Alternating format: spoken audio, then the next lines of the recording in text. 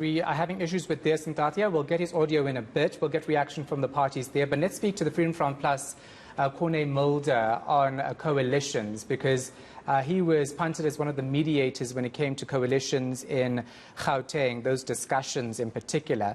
Mr. Mulder, thanks for your time. We appreciate it. I'll get to that in a moment, but let's start with the breaking news, and in particular, your reaction to the ANC actually regaining control of the eThekwini Metro. Well, I think we should take note of the results, and obviously we will study what happened there. It's a controversial situation, and it's quite clear that it's not necessarily going to be just accepted. But I think we should leave it to the opposition parties to make the decision and make the call there. And even if the ANC succeeds in maintaining that position, it's by a very, very narrow margin, and the ANC still remains in trouble also in eThekwini.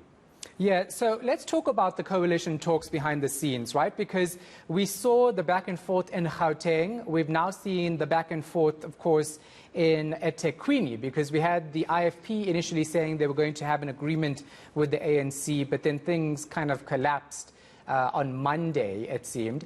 Now, I want you to explain what happens behind closed doors for the benefit of South Africans who are just sitting at home watching this on television. We have an outcome in eThekwini, right? But there's lots of talks behind the scenes, parties agreeing on things, but often when it comes to public statements, we hear a different story. Why is that? Well, I think one should go back to the beginning. If you look at our electoral system does have the effect that we end up with coalition governments in South Africa. And I think at last, after 27 years, we are now coming to the position where the normal position would be that we would end up with coalitions. And this time around, it's on local government level. In 2024, it will be on provincial and even maybe on national level as well, because that is what the electoral system basically causes. So if you look at the results, for example, you will find after the election that we will have some councils that will be governed by one party. Some will be governed by the DA exclusively. There are a couple, I think about 11 in the country. There are a lot governed by the ANC, and there are some by the IFP. Then you will end up with a few minority governments, and then obviously you will have coalitions, majority coalitions, and that's the ultimate goal that we should strive for, would be strong, stable majority coalitions. And some of them will be coalitions by the ANC and some of their supporting parties, like the Patriotic Alliance, and others will be coalitions with being formed by the other parties. So recently, I think the electorate sent a very clear signal on the 1st of November, and whether anybody likes it or not, it was a very clear signal that the electorate said when the ANC went below 50% on a national basis, the message was very clear that people don't want to see the ANC in government and they would like to see the ANC be replaced. Now, it's unlikely, and we from the Freedom Front Plus have said all along, it's very unlikely that one specific single party will ever defeat the ANC, be that on local level or on provincial or national level. What we will end up with would be coalition governments where some parties come together and they form a stable coalition. Yeah. And that is exactly what we are seeing at the moment happening throughout South Africa. Now, those coalitions, they don't just happen. There's intense negotiations behind the scenes between the different political parties. I was fortunate to play a certain role, specifically recently in the last 2 weeks in Gauteng, where I could act as a mediator and chairperson of that multi-party coalition negotiations that were going on. And I think people saw the result yesterday when the ANC was basically defeated in all three the big metros in the province of Gauteng. Yeah, but that wasn't because of a coalition agreement. We were told by Action SA that, you know, the talks with the DA actually fell apart. They negotiated in bad faith and there was backstabbing. So what we saw unfold in the metros in Gauteng is not because of the coalition talks.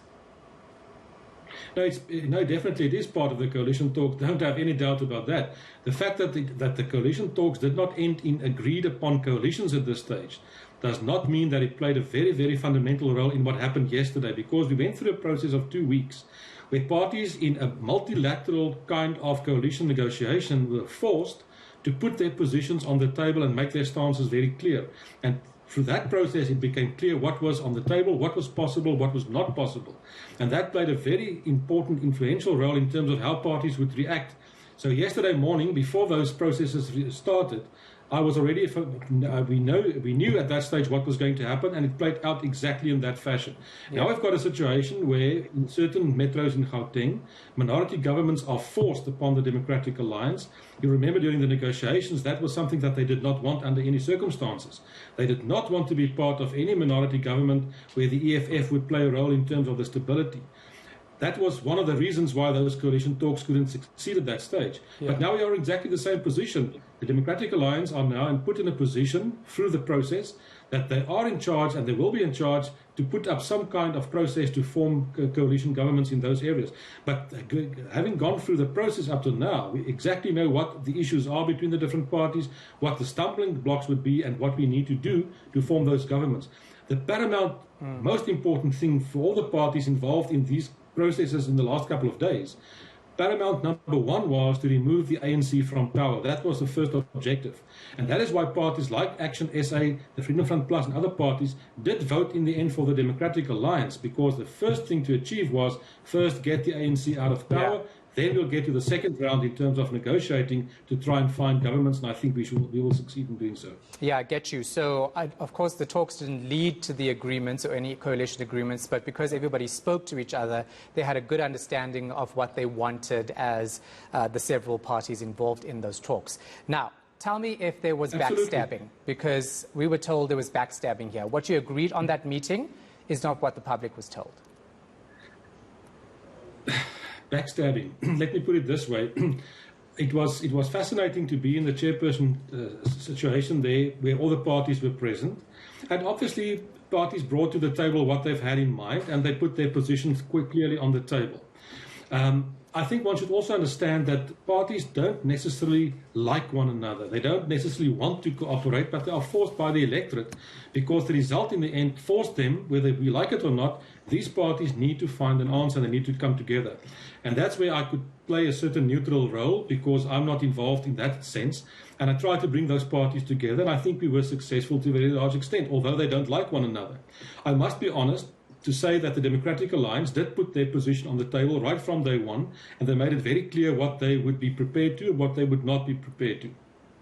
The other 6 parties around the table put their position quite clearly, and we agreed amongst ourselves what we would like to see happen in that process. So it ended up on Friday, after the negotiations last Friday, that we issued a joint statement to say this is just a reflection to inform the public of exactly what happened in that meeting.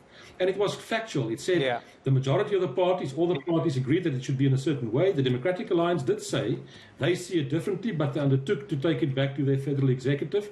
And the parties then agreed that we will not talk to the media and come back on Sunday at 5 o'clock. So that was agreed upon. Everybody's happy with that, and all the parties were part of that process. What went wrong was that on Saturday morning, a statement was issued by the Democratic Alliance in which they said they've consulted with their structures and that they are going to go their own way. So in that sense, it was not part of what was agreed on Friday, but surely the Democratic Alliance does have the right in terms of their own structure to take their own decisions. But it did cause a problem. We continued negotiating through the weekend. There was a meeting on Sunday morning. There was a meeting on Sunday at 5 o'clock again to try and get things resolved. And then it became clear what would transpire. So I won't say necessary bad faith or necessary. I think the parties had strong positions, and I think we should respect that. Okay. Thank you so much for your insights. Appreciate your time. Freedom Front Plus Chief Whip Corne Mulder.